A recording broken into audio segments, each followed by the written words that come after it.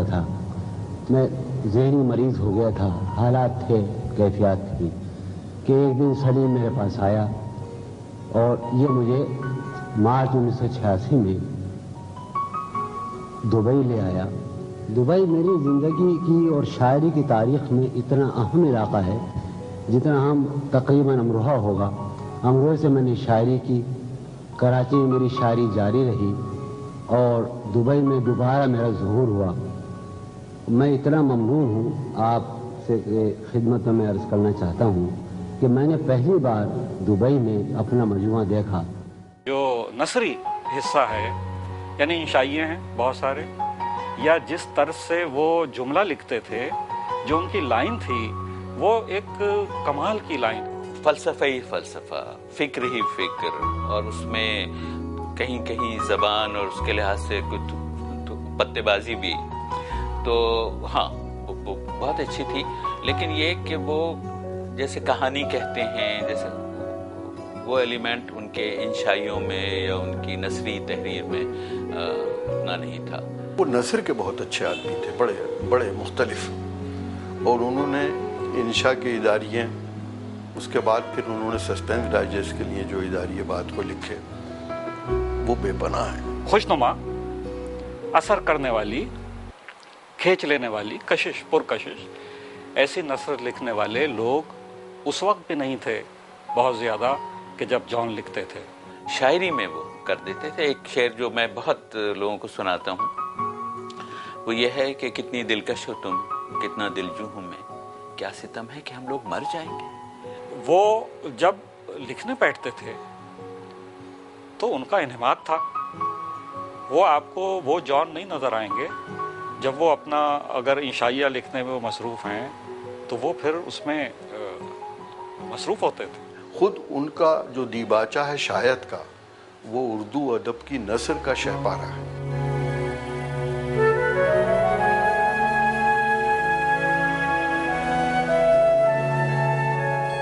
جان کی شخصیت میں ایسا تضاد کیوں؟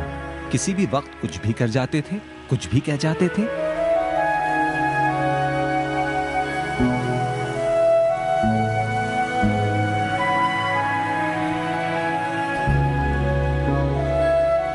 جان صاحب نے اپنی شخصیت اور ان کی جو وہ ایک سمجھ لیجیے گا کہ نرگسیت, وہ اپنی جگہ, لیکن وہ اپنے آپ کو رکھتے تھے بالکل ڈاؤن ٹو دی ارتھ اپنے آپ میں, اور ایک دیوانگی بھی ہے ان میں دکھائی دیتی ہے.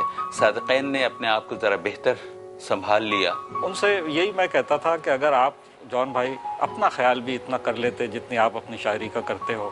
جان ایلیا بھی اپنے اس شخصیت کے عذاب اور انگاروں پہ چل کر انہوں نے ہمیں اپنی شاعری کی بے گناہی یا شاعری کی گواہی دی.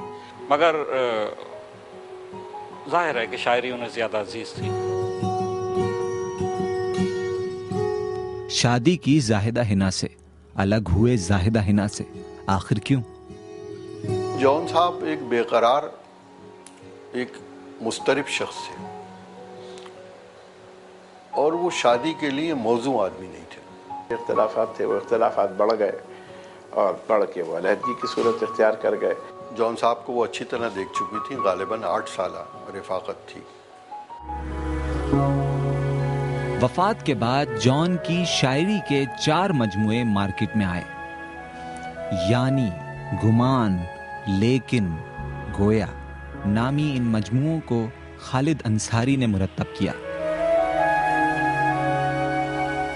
کچھ ان کی لاؤبالی طبیعت کہہ لیجئے یا کہہ لیجئے, اس میں بہت سا ہاتھ سے نکل بھی گیا ان کے. یعنی کہیں کسی وقت میرے ساتھ ہی وہ کہیں تھے, ہم کسی محفل میں بیٹھے ہوئے تھے تو بیاض تھی, وہ میں نے خود رکھی بھی دیکھی ہے, اس کے بعد نہیں ملی. وہ جتنا کچھ مجھے ملا میں نے اس کو شائع کیا. ابھی بھی میں چیزیں کلیکٹ کر رہا ہوں. دیکھیے بڑی عجیب بات ہے, وہ وہاں کہتے رہے کہ میری دیکھو یہ یہاں, یہ کہاں ہے, اور تلاش بھی کی ہم نے, نہیں ملی. وہ انہی کا کلام ہے اور اس کے اندر وہ سانس لے رہے ہیں. آپ اس کو پڑھیں تو آپ کو محسوس ہوگا کہ وہ جان ایلیا ہی ہیں. ایسے رہیو تو ذرا ہوشیار, وہ تیرے جسم کی ہوس میں ہے. جس سال جان صاحب کا انتقال ہوا اسی سال میرے والد کا بھی انتقال ہوا, تو میں 1 سال میں 2 مرتبہ یتیم ہوا. میں سمجھتا ہوں کہ اب ایک اور جان تو ممکن ہی نہیں. ان کے جانے کے بعد हमें उन जैसा शायद कोई नहीं मिलेगा। जॉन एलिया अकेला था और अब उस जैसे शायर की ना हम तवक्को कर सकते हैं ना करनी चाहिए। उसके ख्याल की नमूद अहद बाहद जावेदां, बस ये कहो कि जॉन है, ये ना कहो कि मर गया। ये किस मकाम पे सूझी तुझे बिछड़ने की कि अब तो जाके कहीं दिन संवरने वाले थे।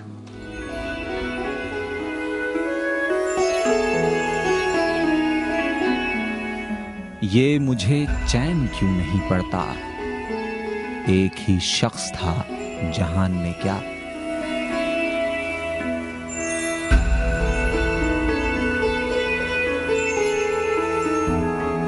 नब्बे की दहाई से अब तक जॉन का पहला मजमूआ कलाम शायद घर घर तक पहुंच चुका है। यानी ये कहना बेजाना होगा कि इस मॉडर्न दौर में भी जॉन ने मीर और मजाज की रिवायत की शायरी को नई सांसें दी, नया दिल दिया, नई धड़कनें दी।